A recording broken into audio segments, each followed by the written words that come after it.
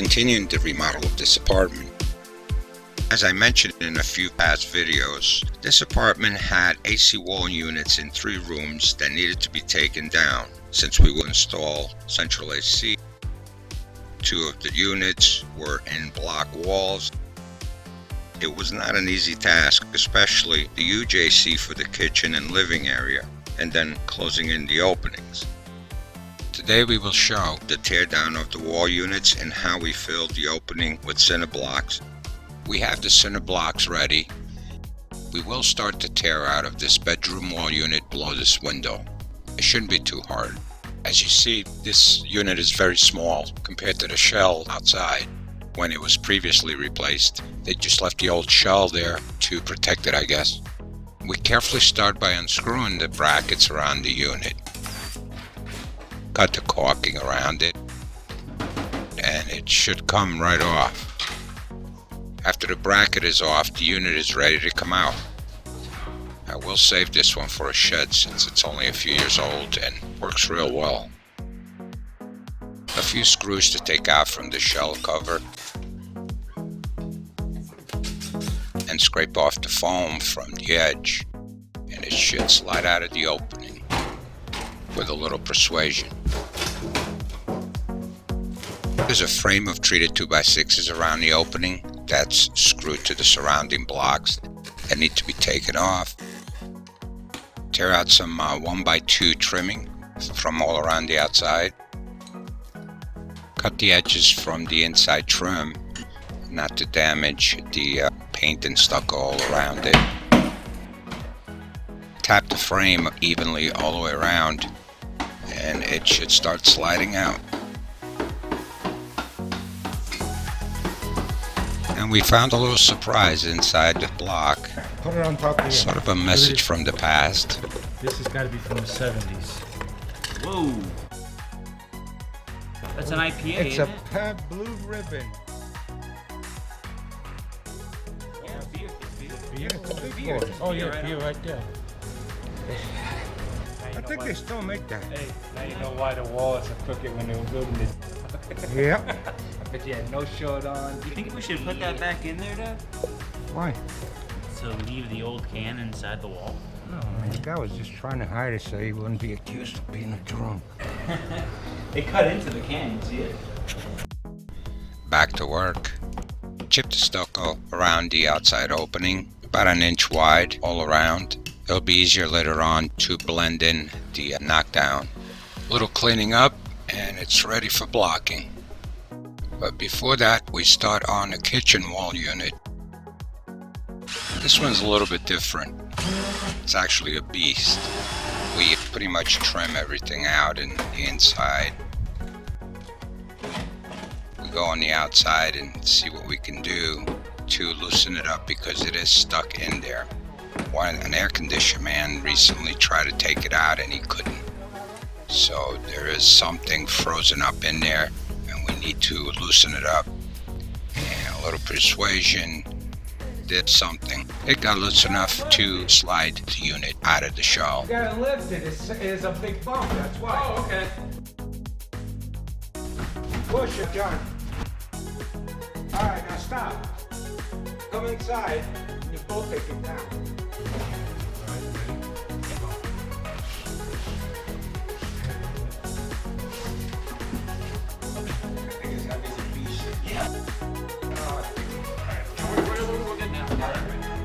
That was fun. Now we take the screws holding the shell. Why don't we hit it out? We can't. Is that lip? This folding off. Because it's hitting up here. I took a ride to Home Depot while my sons are having fun here. Alright, let's try pulling it. Try pulling it.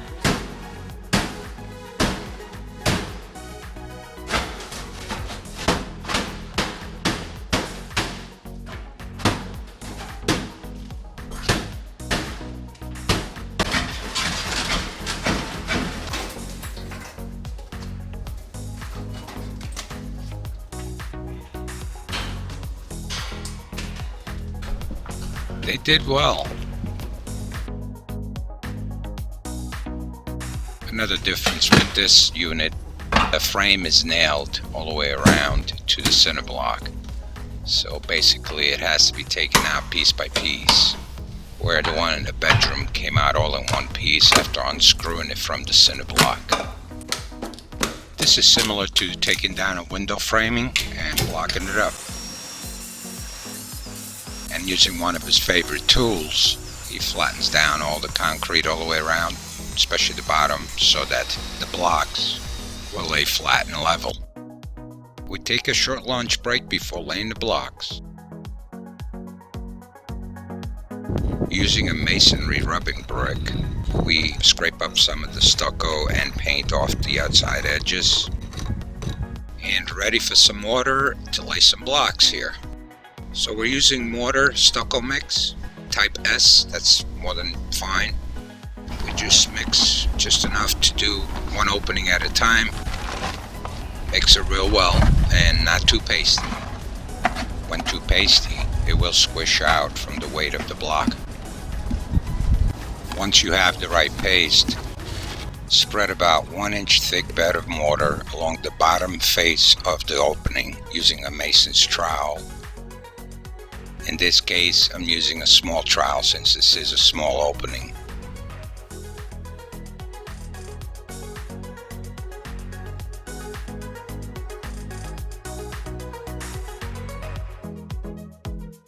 Then spread mortar over the end face of the first concrete block and seat the block in the opening so the holes in the block are sitting on the mortar bed, and the end face of the block with the mortar on, it's pressed against the side wall of the opening. Tap the block in so it's seated solidly and its top face is level. The next block will complete the first row, but it needs to be cut to fit into the remainder of the opening when you reach the other side. You can do this with a masonry saw or by scoring a block with a cold chisel until it breaks in two. We are using this DeWalt small grinder with a masonry blade.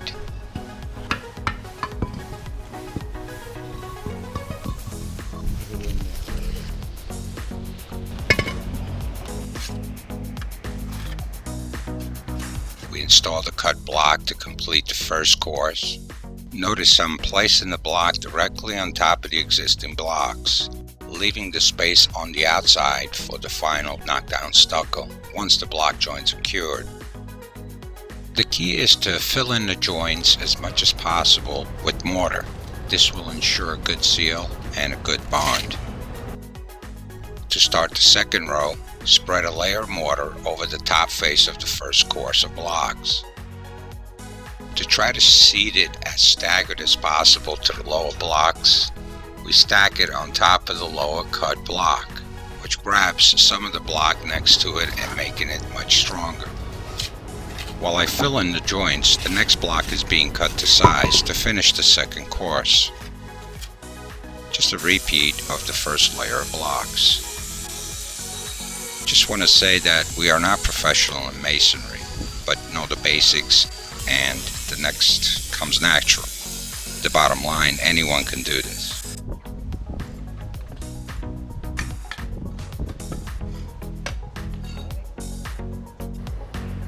We fit it in place and then mortar it in.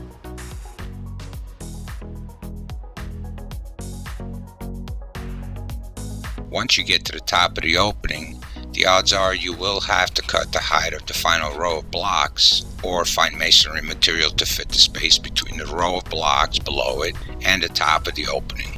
In our case, we use some landscape edging that are made of the same cinder block material and fit perfect. We will need to put 2 more of these on the inside as well to take care of the depth, but we will finish the outside and give it the first coat of stucco so that when everything is dry, we finish the knockdown, which will be another video.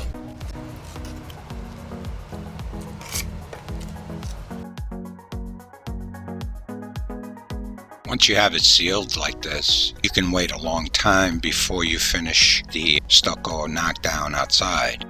Our priority is getting the interior done first. So we cut some more pieces of the garden curbing and we install it on the inside.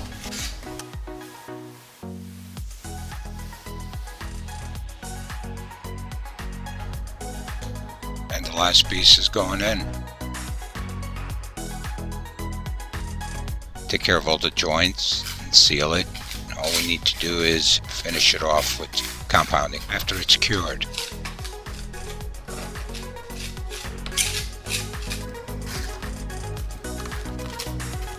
Now we can move on to the kitchen opening and start blocking that in. Pretty much it's the same process.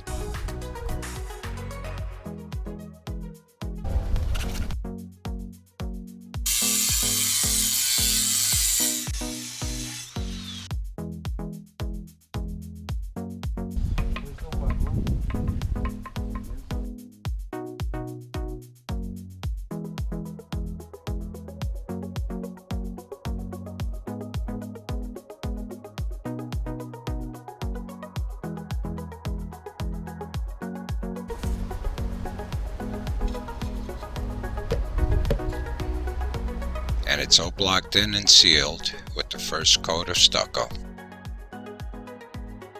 On the inside, we fill in the voids and smooth the joints.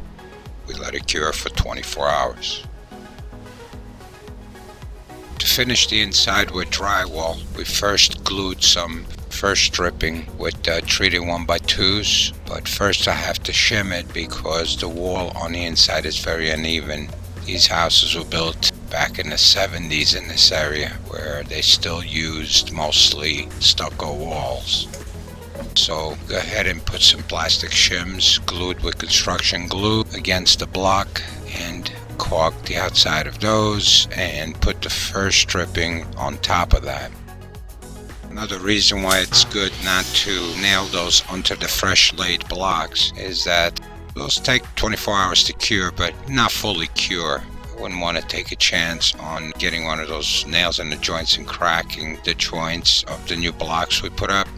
Plus, on a small area like this, it's not a big deal.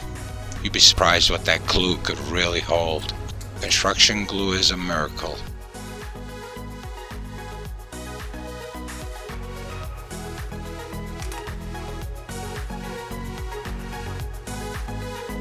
So after I do the framing, wait about 24 hours and go ahead and screw the drywall right on it.